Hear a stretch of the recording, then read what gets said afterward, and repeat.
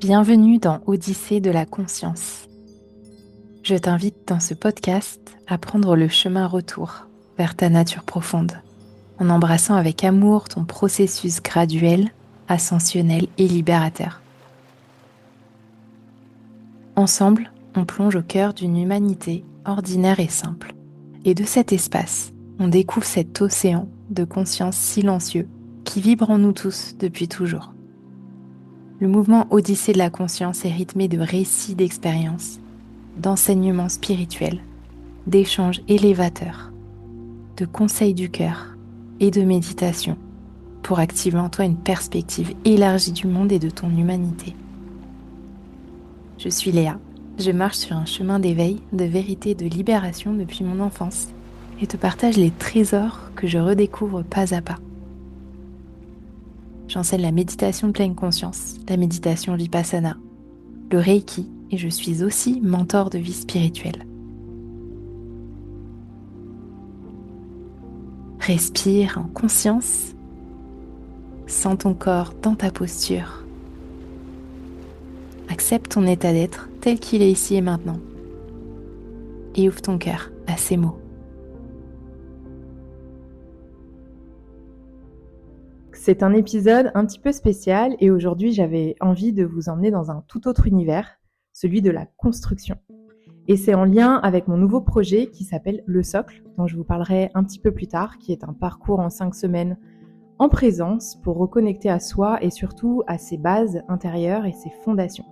Et j'avais envie de discuter aujourd'hui avec une personne assez particulière et très chère à mon cœur, mon chéri qui a été constructeur de chalets, de maisons pendant de nombreuses années et j'avais envie de lui poser quelques questions par rapport aux fondations des maisons pour faire ce lien avec nos fondations intérieures. Donc c'est une conversation entre deux mondes, celui de la matière, celui de la mentalité, celui de la spiritualité, mais finalement il y a une symbolique partout et on peut toujours faire ce rapprochement entre la vie, entre nos parcours de vie, nos histoires et là où on va, là où on est et peut-être des transformations qui ont envie de s'opérer à l'intérieur de nous. Donc Pierre-Emmanuel, bienvenue dans Odyssée de la conscience. Merci Léa pour cette invitation, pour cette proposition. Je suis prêt à répondre à tes questions. Ouais, alors on va commencer. J'aimerais bien que tu me parles, je connais un peu ton parcours, mais j'aimerais bien que tu nous l'exprimes. Tu es passé de la construction à la psychanalyse symbolique des rêves. J'aimerais bien que tu nous racontes un petit peu à quel moment tu as compris que ton socle, tes fondations, n'étaient plus les bonnes et que tu as eu cet élan de changer et d'opérer des changements dans tes fondations. Donc à quel moment tu as compris que ça n'allait plus ? Eh bien, c'est un long parcours, ça s'est pas fait en quelques semaines, et surtout de réaliser que mon socle était un peu branlant. Je l'ai réalisé assez récemment, finalement, il y a 3 ans, suite à une retraite en silence, où là, j'ai pu rencontrer mon monde intérieur et réaliser que à l'intérieur de moi, tout était là, et que moi, je suis quelqu'un qui a tendance à me tourner vers l'extérieur, qui peut être assez extraverti, pour aller combler le vide, finalement, et aller vers le monde extérieur, que ce soit le monde de la matière, le monde de la consommation, mais également le monde de la relation. Et bien finalement, j'ai pu réaliser que tout était là, et que c'était pas forcément une obligation d'aller vers l'extérieur. Ok, donc tu dirais que tu as compris que le socle, finalement, c'était pas à l'extérieur ou dans la matière, mais que c'était plutôt à l'intérieur de toi ? Ouais, c'est carrément ça. Et quand tu m'as parlé du socle et des fondations, si je fais référence à mon premier métier, la dimension finalement première, pratique, pour construire une maison et pour calculer finalement la dimension des fondations, on va regarder le terrain. Et c'est la qualité du terrain, sa capacité à porter la maison, à ancrer la maison, qui va déterminer le type de fondation. Ce sont des fondations plutôt plates, ou alors si vraiment on a un terrain qui est très vaseux, à ce moment-là, ça va plutôt être des pieux qui vont aller très profondément chercher le bon sol. Donc voilà, donc je trouve que c'est intéressant de rapprocher ça à la psychanalyse, parce que finalement, c'est quoi avoir un bon socle, c'est quoi avoir des bonnes fondations, ça nous fait travailler sur le terrain. C'est quoi le terrain ? Le terrain, c'est dans quel milieu on a grandi, dans quelle société on a grandi, dans quelle culture on a grandi. Ça parle de tout ça, finalement, le socle, et en fait surtout le terrain. Ok, donc pour construire quelque part un socle ou des fondations solides, on doit être en connaissance et en conscience du terrain intérieur, comme tu dis, de son histoire, de ce qui nous a façonné pour aller ajuster, adapter un petit peu le socle qu'on va aller créer. J'ai une image de maison sur pilotis, par exemple. Eh bien, les fondations, c'est des pilotis ou des maisons peut-être, là comme chez nous à la montagne, le terrain est différent. Si on devait construire sur un terrain enneigé, par exemple, ou voilà, donc c'est regarder cette nature de terrain et aller ajuster et adapter les fondations en fonction. Ouais, alors c'est pas que ça, parce que finalement, on peut bâtir un univers qui va nous amener à un certain socle, notamment, ça peut être les biens matériels, par exemple, Mm. qui vont nous rassurer. Le socle peut être constitué différemment. Ça peut être avoir des biens matériels qui vont construire un socle social qui va nous représenter, mais c'est pas pour ça que à l'intérieur, ça sera stable. Oui, totalement. Donc, je dirais que finalement, ce qui permet dans nos profondeurs, je trouve, et de créer ces pieux qui vont très profondément, c'est à travers la spiritualité, la méditation, le bouddhisme, la méditation essénienne. C'est ces outils-là qui m'ont permis de trouver un socle sécure à l'intérieur de moi. Parce qu'avant ça, j'avais essayé la famille, la réussite économique, finalement pour réaliser, il y a une quinzaine d'années que finalement tout ça était bien Superficiel, superficiel. superflu, ouais, en Ouais, surface. c'est ça, ouais, Ouais. exactement, et que finalement t'enlèves un élément et tout s'écroule, quoi. Oui, c'est ça, c'est un château de peu cartes. château de cartes Ouais. où tu bâtis un empire solide, une forteresse solide ou bien un château de sable, quoi, qui peut s'effondrer, un château de cartes. Ouais. Donc ça signifie que quelque part, on peut sentir que notre socle, il est juste et en fait, notre terrain intérieur a peut-être changé, bougé ou bien ce socle a été construit contre un terrain à l'encontre de nous-mêmes pour survivre peut-être et que finalement ça nous demande d'aller revisiter le terrain pour aller rebâtir et repartir un petit peu de zéro. C'est ce que tu as fait.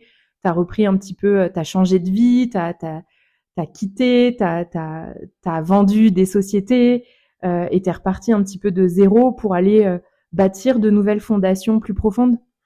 Ouais, puis je reprends l'exemple du bâtiment, c'est que pour connaître la nature d'un terrain, on fait appel à un géotechnicien qui Mm. va nous donner la qualité du terrain. Ok, Mais si l'étude n'a pas été faite assez profondément, finalement, on ok, va bâtir des fondations qui vont ok, rester superficielles ouais, et qui vont pas suffire à porter la maison. ok, Voilà, si on fait ce rapprochement-là. Donc ça veut dire que dans sa vie symbolique ou sa vie spirituelle, ben moi je préfère l'appeler symbolique par rapport à mon métier de psychanalyste, eh bien c'est d'aller chercher dans ses profondeurs, ouais.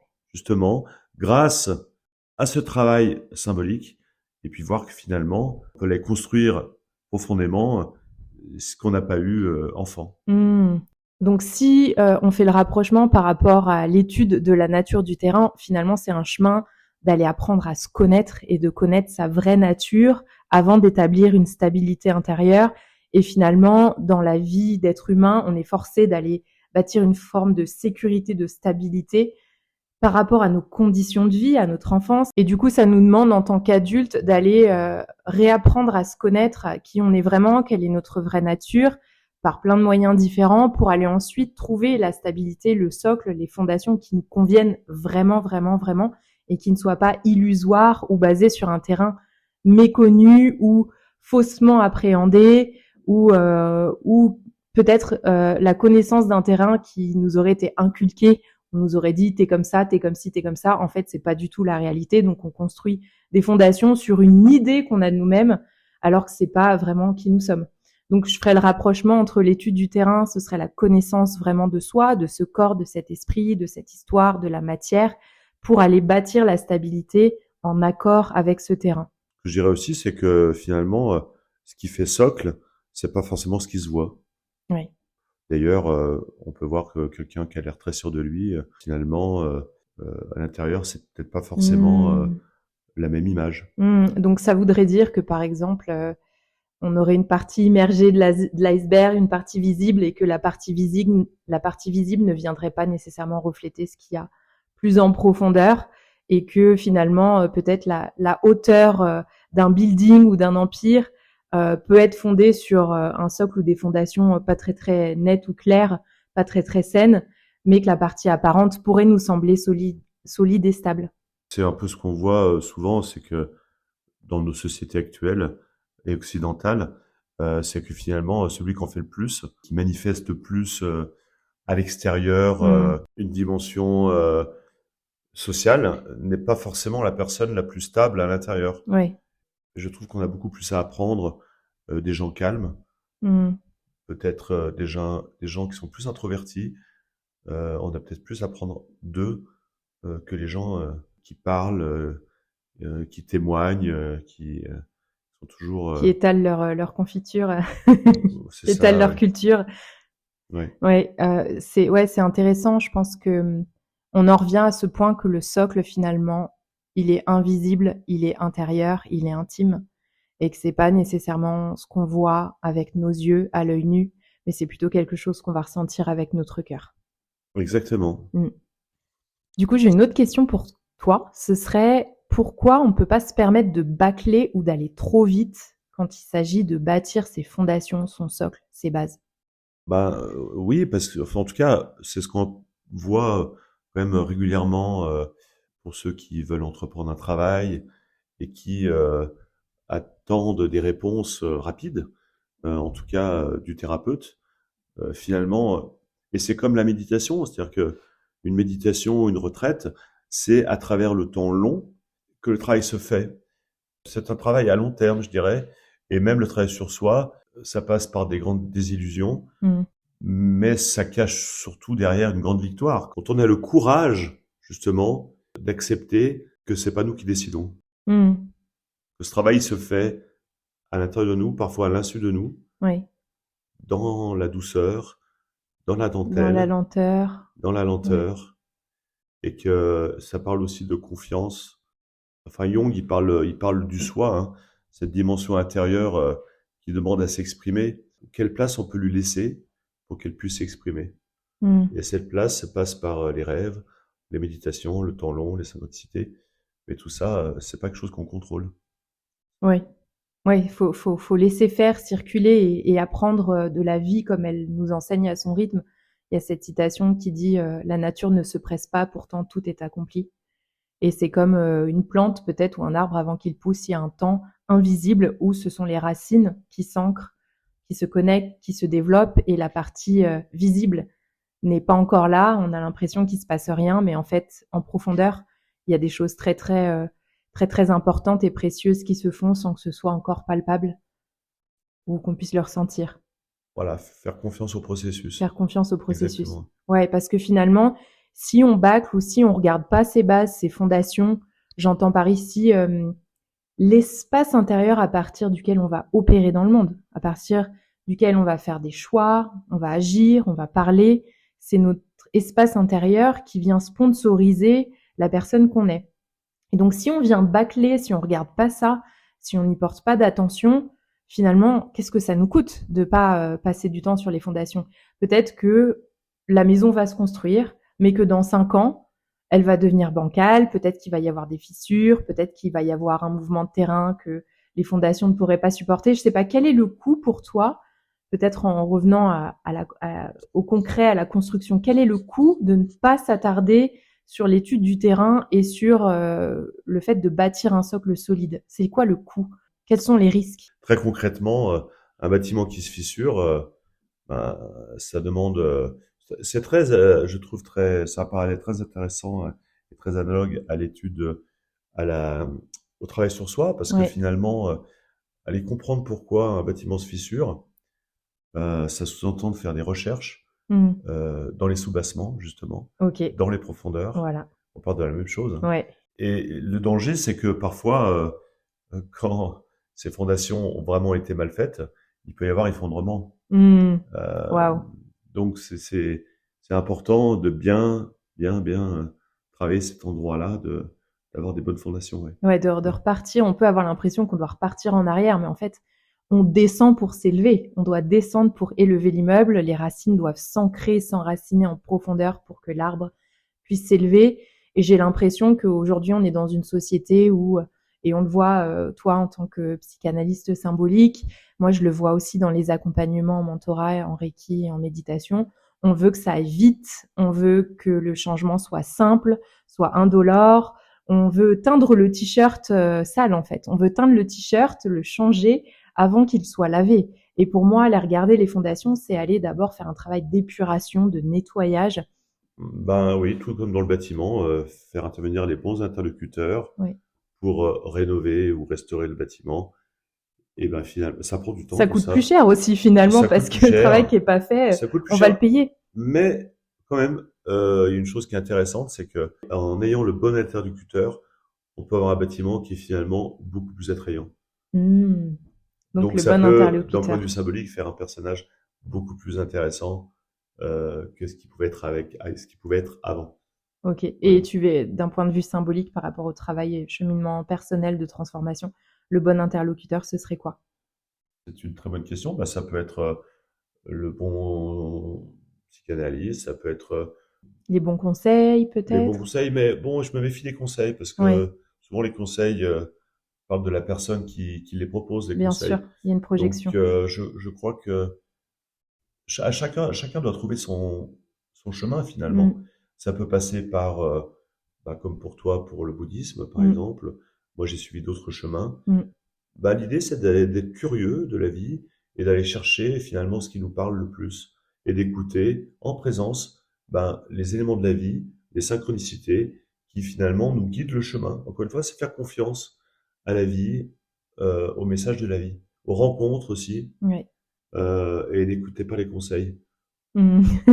J'ai d'ailleurs un podcast, un épisode de podcast où je partage 4 filtres essentiels pour filtrer un petit peu les conseils qu'on reçoit et vraiment faire attention, sauf si finalement, dans la construction, on va s'entourer d'experts, par exemple, de personnes qui ont prouvé une expertise, qui ont marché un chemin. Par exemple, toi, tu serais un expert de la construction et à même d'être un bon interlocuteur parce que tu l'as fait, parce que tu parles d'un espace d'expérience. Et donc ça, c'est un bon interlocuteur. Et je dirais aussi que, pour revenir à ça, c'est vraiment se connaître pour pouvoir choisir en fonction. Du coup, trouver le bon interlocuteur signifie, enfin, vient faire référence au fait de se connaître soi-même aussi et de choisir correctement et de manière juste et bonne pour soi. Ben, on peut de nouveau faire référence au bâtiment, c'est-à-dire que quels sont mes besoins? Mmh. C'est Voilà. ça. Quels sont mes besoins? En tant qu'individu, quels sont mes besoins et vers qui je vais me tourner pour remplir ces besoins? Je reviens dans le bâtiment. Mon besoin de connaître le terrain, voilà. Je vais prendre un ingénieur qui va me Mmh. donner la qualité du terrain. J'ai des lacunes sur l'architecture, sur j'ai des idées comme ça, mais j'aimerais clarifier mes idées. Eh ben, je vais peut-être aller voir un architecte qui va clarifier mes idées. Ouais. Et je pense que dans le travail personnel, c'est la même chose. C'est la différence entre se laisser clarifier nos besoins et non pas se laisser porter par les conseils de l'autre. Oui. Hein, Oui, oui. c'est-à-dire que bah, on a un projet. Le projet, c'est de se sentir mieux, c'est d'être un meilleur humain. Quel est mon bon interlocuteur pour répondre à ce besoin en Mmh. fonction du moment? Voilà, j'ai un bâtiment qui se fissure. J'ai besoin d'un interlocuteur indépendant pour avoir une autre vision des choses. Mmh. Voilà, qui je vais voir. Donc, Clarifier le besoin pour donc savoir à qui s'adresser correctement. voilà, commencer par clarifier le besoin, Oui. ne pas oublier également les 3 niveaux de conscience. Est-ce que j'ai un besoin physique, un besoin mental ou un besoin spirituel? Voilà, tout ça, Ok. ça rentre dans le même. Super. Nous, là, aujourd'hui, on a de la matière, on a une histoire, on est à un âge peut-être avancé ou plus jeune, donc il y a déjà un terrain, un socle, des fondations qui sont construites. Peut-être que pour toi qui nous écoutes, tu sens qu'il y a des choses qui vont pas, qui sont incohérentes, il y a des choses qui sont à réparer, à rénover, il y a des choses à innover. Ma question pour toi, ce serait, parce que on peut pas repartir complètement de zéro, mais on peut décider dans cet instant présent de prendre de nouvelles décisions, d'élargir notre champ de conscience, de s'entourer des bonnes personnes. Donc on peut vraiment décider de vivre notre vie différemment. Et donc, quand les fondations sont mauvaises, est-ce qu'on peut réparer et comment est-ce qu'on sait que finalement c'est le moment d'aller réparer? Tu vois, je veux dire, quels seraient des symptômes dans la construction, dans la matière, de là, il y a besoin d'aller regarder les fondations et au même titre que chez un être humain, chez une personne, comment est-ce qu'on sait que c'est le moment d'aller bouger, d'aller faire bouger quelque chose? Ah, c'est très subtil tout ça. Mais ce qui me vient en écoutant ta question, moi j'ai été spécialiste dans la rénovation de ferme et ça rentre tout à fait dans ce cas de figure de restaurer, rénover. Rénover, c'est ajouter quelque chose de nouveau. Restaurer, ben, c'est consolider peut-être aussi restaurer. Et je disais toujours à mes clients, ce qui est important, c'est de garder l'histoire de la maison, qui porte son histoire, et de venir mettre votre histoire. Waouh. C'est-à-dire, il n'y a pas un avant, un après, c'est un ensemble. C'est un C'est ensemble une des deux qui crée évolution. une nouvelle histoire. Oui. L'une va pas dépasser l'autre, mais les deux va pouvoir nourrir une histoire plus riche. Mm. C'est-à-dire qu'on peut avoir une vieille ferme, garder cet aspect de vieille ferme, mais avoir un chauffage moderne, Oui. par exemple. Je fais référence. Je parle du chauffage parce qu'on pourrait l'associer, par exemple, d'un point de vue symbolique, à la dimension du cœur. Oui. Euh, et ben, chez quelqu'un qui a un cœur fermé, euh, et ben peut-être que d'amener de la chaleur à cet endroit-là lui permettra de rayonner autrement. On garde le personnage, Mm. mais on le transforme pas. Enfin, il se transforme, mais le personnage est toujours là, mais on amène, il devient quelque chose de meilleur de lui-même. Oui. Mm. Où il se rapproche plus de qui il est vraiment. Ouais, Finalement, c'est peut-être ouais. pas rajouter quelque chose, mais retirer pour revenir à notre vraie nature. Et revenir à cette vraie nature, ça demande du courage, comme tu disais tout à l'heure. Et je pense que tout n'est pas à jeter quand on regarde le socle ou les fondations. Il y a peut-être une base qui est là, qui nous a servi, qui est encore utile. Et il y a peut-être des choses à modifier, à réparer. On voit je crois que c'est kitsungi en japonais, le fait de réparer de la poterie ou quelque chose qui a été cassé par une peinture en or. Donc on Ouais, vient venir, comme tu dis, la ferme, on est venu la sublimer, on est venu peut-être lui redonner une âme ou la rapprocher de l'âme des nouveaux habitants. Il y a aussi cette notion de venir habiter son socle, parce que finalement, le socle, c'est quelque chose qui nous contient, c'est quelque chose qui nous tient, qui nous rassure. Et donc, on vient aller regarder, finalement, est-ce que nos valeurs de vie, nos croyances, nos choix, est-ce que c'est quelque chose qui nous rassure, qui nous sécurise vraiment, ou est-ce que c'est quelque chose bâti sur des anciennes habitudes, des automatismes? Et donc là, on vient regarder finalement, faire un état des lieux de nos fondations intérieures pour aller dire ça c'est ok, ça je garde, au même titre que dans la ferme. Les poutres, elles sont magnifiques. Eh bien, peut-être que je vais leur redonner un petit coup de peinture ou j'en sais rien, je vais les nettoyer. Ça, je les garde. Par contre, les murs, je vais les repeindre, je vais recommencer. Voilà, on peut faire cet état des lieux intérieur et aller voir ce qui est bon à garder et ce qui est bon à rénover ou restaurer. bah, je vais rebondir surtout sur ton image de cet art japonais. Oui, c'est-à-dire que finalement, on magnifie la fissure ou la cassure par une colle dorée. Et en fait, si on rapproche ça symboliquement à l'humain, ça nous dit quoi? Ça nous dit que la fêlure, plutôt que de la cacher, on va la montrer. Ça revient à montrer notre fragilité, Fragilité. euh, notre authenticité. Mm. Et c'est comme ça qu'on peut se révéler. Et le vrai Mm. courage, c'est pas d'aller au sommet de la montagne. Le vrai courage, c'est de montrer cette fêlure. Mm. Et de montrer cette fêlure, eh ben, ça permet à l'autre aussi de voir les siennes. Mm. Je Mm. trouve que le courage, il est là, moi. C'est le courage d'aller regarder finalement ce qu'on aime un peu moins chez nous, ce qui est un peu moins joli. J'aime bien poser cette question. Qu'est-ce que tu aurais le plus peur de t'avouer à toi-même ou d'avouer à quelqu'un? Quelle serait la chose la plus difficile pour nous d'avouer et de reconnaître, de le dire en fait? Et là, on peut observer qu'il y a des parts de nous, comme cette maison où il y a plein de pièces et il y a des pièces encore inconnues ou qu'on a laissé fermées, qu'on a verrouillées. Oui, ça va plus loin de ça. C'est de dire aussi, ben, voilà, j'allais m'écouler, j'étais fendu, j'allais m'écouler, mais non, je me suis reconstruit. Et aujourd'hui, cette fêlure, c'est une force. Mm. Ça veut dire ça aussi. Mm. J'en reviens à cette question, peut-être à quel moment il est temps d'aller regarder nos fondations? Quelles sont les manifestations, les symptômes, ce qu'on peut vivre? Pour moi, ça a été par exemple dans les relations amoureuses. Ça a été une répétition de cycles, de schémas où à un moment donné, je me suis posée avec moi-même et je me suis dit là, Léa, ça peut plus durer. C'est un peu, pour moi, ça a été, c'est la goutte d'eau qui fait déborder le vase, tu sais. Et c'est ce moment où tu te dis, si je continue comme ça, je vais vraiment me faire du mal et je vais vraiment payer le prix. Et donc là, c'est de revenir aux bases, aux fondations. Quelle est ma blessure originelle? Quelle est ma croyance originelle? Et donc ça, c'est un symptôme de mal-être, en fait, et de répétition de schémas de souffrance. Qu'est-ce que tu dirais pour toi que ça a pu être ou que ça pourrait être? En tout cas, c'est un bon exemple ce que tu cites, parce que la relation, c'est avant tout, c'est faire preuve de courage d'être dans la relation. Ça nous plaît pas toujours, d'être confronté à l'autre, que chacun puisse mm, être dans son altérité, mais c'est ce qui donne du relief. Et le risque, c'est ce qu'on voit beaucoup dans notre société, c'est de quitter la relation pour ne pas être mis en question finalement. Parce que justement, ce que tu évoques, c'est que la relation m'a permis de voir que là, il y avait peut-être Un socle fissuré. il y avait peut-être chose à voir à cet endroit-là. Mhm. Donc, ça parle effectivement de la fondation, du socle fissuré ou du socle qui n'existe pas. Oui, Donc, la relation t'a permis d'aller consolider cet endroit-là. exactement. Euh, Et d'aller le trouver en moi-même aussi. Surtout exactement. sans mon socle n'est pas celui de l'autre, en fait. Je ne peux pas, et ça c'est très important, et c'était ma croyance, c'était moi j'ai pas de socle, donc j'ai besoin de quelqu'un qui a un socle pour venir me déposer sur son socle. Et là, ça ira bien. Et c'est là où je me suis rendu compte que non, en fait, toi, tu dois bâtir ton radeau, et tu vas rencontrer quelqu'un qui a son radeau. Tu pourras aller sur le sien, il pourra venir sur le tien, mais vous avez chacun votre radeau qui est riche, fourni d'abondance, d'amour, de toutes les qualités que tu veux.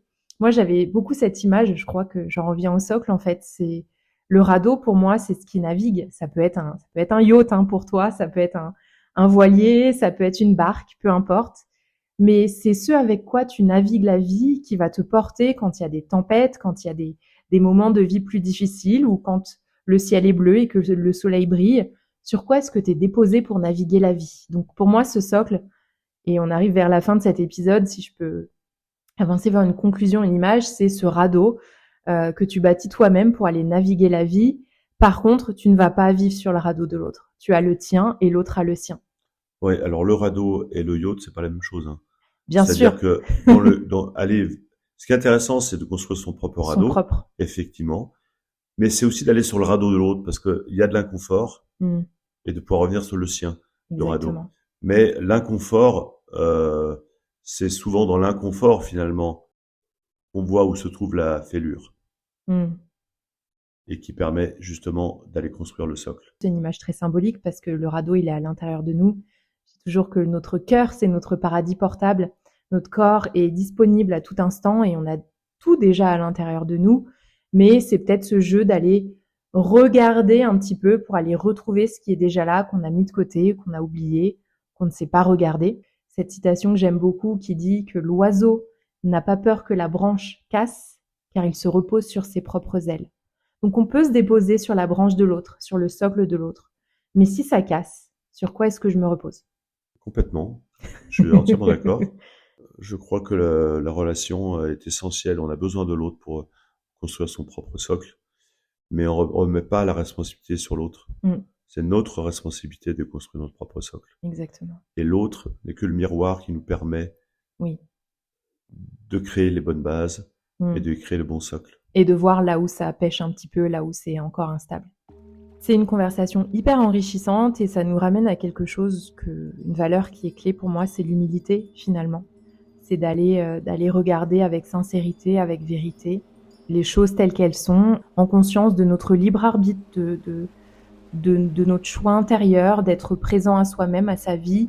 On peut aller rénover, restaurer, innover. On peut aller faire changer les choses et c'est là le message, je pense, que j'ai envie de véhiculer aussi, c'est que peu importe la matière dont on dispose aujourd'hui, le terrain, la qualité des fondations, tout est possible.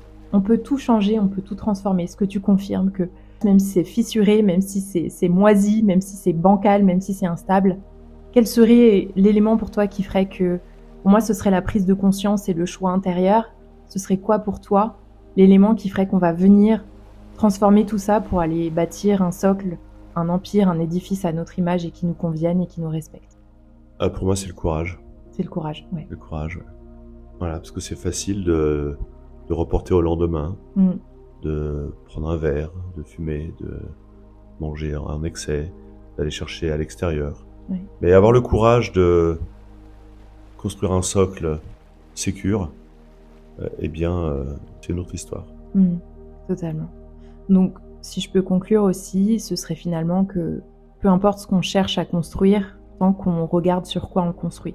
Et c'est ce que je vais proposer dans l'expérience Le Socle, qu'on démarre le 17 mai, qui va être un parcours en 5 semaines, avec un groupe de personnes connectées. L'idée, c'est de vous faire voyager en repartant des fondations, de l'ancrage, habiter son corps, entraîner, stabiliser son esprit, vivre dans l'instant présent et aussi accepter notre sensibilité pour pouvoir, de ces bases-là, laisser la vie s'exprimer. Je ne cherche pas à aller mettre un objectif sur la construction, c'est vous qui le verrez par vous-même, mais de revenir à ces fondations, à ces bases, à ce socle intérieur pour que votre vie puisse pleinement s'épanouir à votre image. Je vous mets toutes les infos dans le lien de l'épisode. Et avec Pierre-Emmanuel, on vous remercie pour votre écoute et on espère que cet épisode vous aura apporté de belles choses, un enrichissement personnel et peut-être une petite clé d'éveil. À très vite.